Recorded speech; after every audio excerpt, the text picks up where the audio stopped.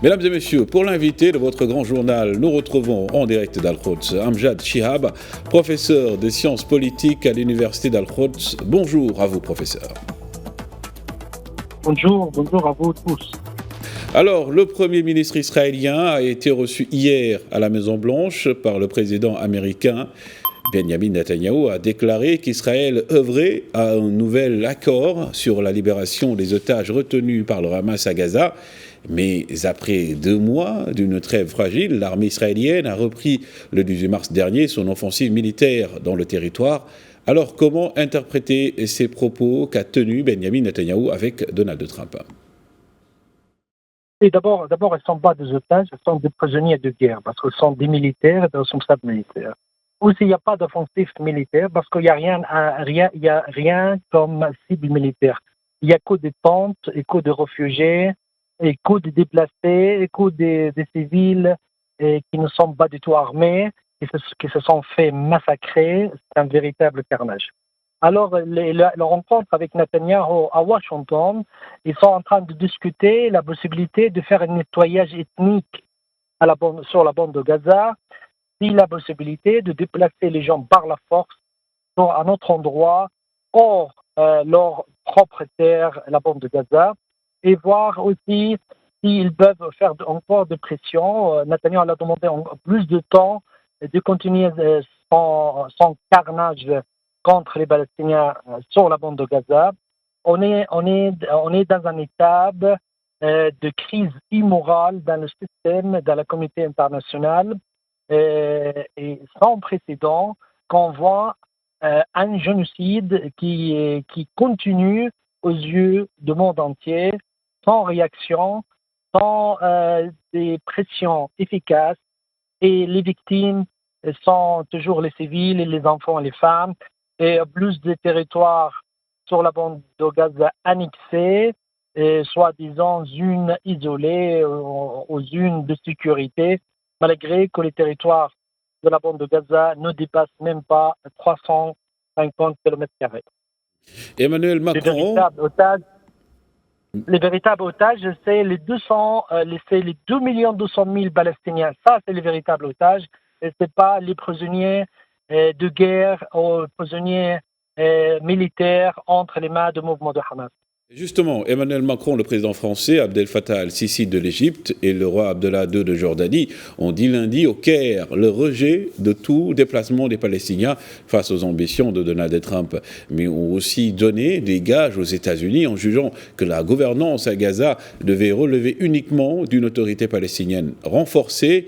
La France et les États-Unis semblent avoir une idée différente sur l'avenir de Gaza. Comment est considérée cette différence de point de vue par les Palestiniens ? D'abord, l'autorité palestinienne est trop affaiblie. Il est incapable même de poser son autorité en Cisjordanie pour prendre les mesures et le contrôle sur la bande de Gaza. Et deuxième point important, les déclarations de dire ou de faire des déclarations contre les déplacements de la population palestinienne sur la bande de Gaza sans prendre des mesures, sans projet, sans faire des pressions efficaces contre l'entité sionisme.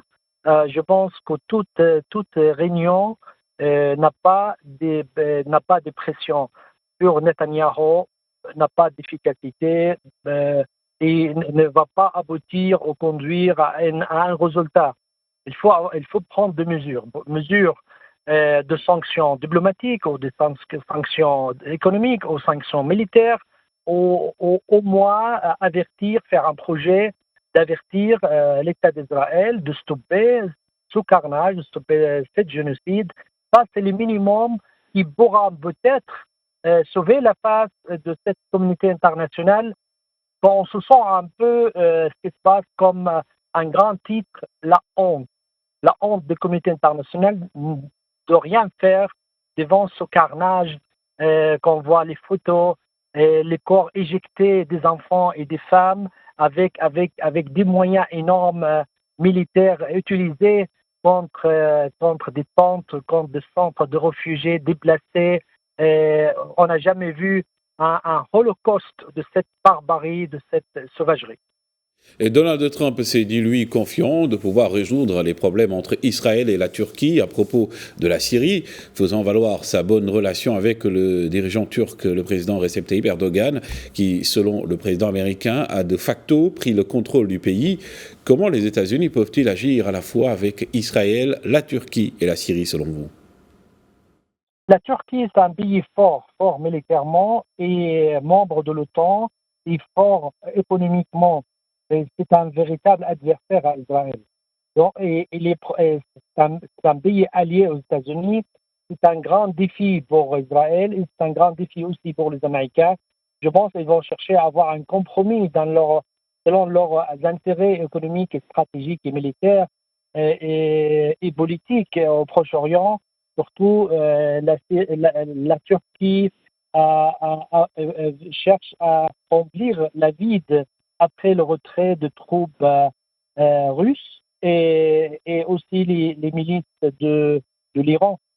Donc, je pense que les États-Unis vont intervenir parce que sinon, ça va être un véritable conflit ou un véritable problème pour les alliés des États-Unis au Proche-Orient. L'influence turque aussi en Syrie inquiète Israël, qui a mené une série de frappes et d'incursions en territoire syrien. L'ONU a condamné d'ailleurs ces attaques et accusé Israël de vouloir déstabiliser la Syrie. La relation américano-syrienne passe-t-elle par un soutien d'Ankara, selon vous? Oui, Ankara voulait garder la unité territoriale de la Syrie parce qu'il s'inquiète beaucoup, surtout la montée en puissance de rebelles kurdes qui menacent les frontières avec la Turquie. Surtout, il y a un tiers de la population turque sont d'origine kurde. Ça, c'est un premier point. Le deuxième point aussi, que les Turcs ils ont des véritables intérêts vitaux en Syrie et ils ne vont pas laisser Israël qui cherche à morceler ou garder la Syrie comme un État faible, fragile, sans la capacité de riposter ou de défendre ce territoire. Quand on voit toutes ces frappes, il n'y a pas eu de réponse parce qu'ils n'ont pas les moyens ni la capacité de riposter. Surtout Israël a occupé une grande partie du sud de la Syrie, surtout dans le préfet Daraa ou aussi Konaïtara. Ils ont occupé la ville de Konaïtara, ils ont occupé la zone nôtre qui était fait après l'affrontement en 1973. Et donc, c'est une véritable tension. Et je pense c'est fragile et ça peut éclater à n'importe quel moment. Aussi, le président américain a créé la surprise en annonçant que Washington menait des discussions directes avec l'Iran sur son programme nucléaire. Des discussions sont prévues samedi à Oman. Est-ce plutôt un changement de cap de l'administration américaine au moment où le chef de la diplomatie iranienne dit qu'un accord peut être trouvé si les États-Unis en ont la volonté également? Je pense que la fossé est énorme entre les deux parties, entre les Américains et surtout les Iraniens. Les Iraniens cherchent à appliquer, à revenir à l'accord qui était signé à l'époque de président Obama et Biden. Ils voulaient changer complètement l'accord. Je ne pense pas que les Iraniens vont accepter, surtout d'imposer des conditions inacceptables pour les Iraniens.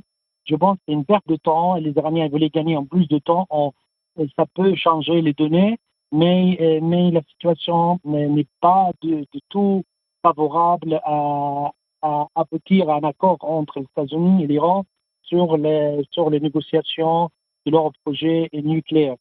Je pense que ça ne va pas aboutir. Il y a un risque que les Américains permettent à Israël ou donner le feu vert à Israël de bombarder des sites nucléaires et des sites pétroliers, des sites stratégiques en Iran.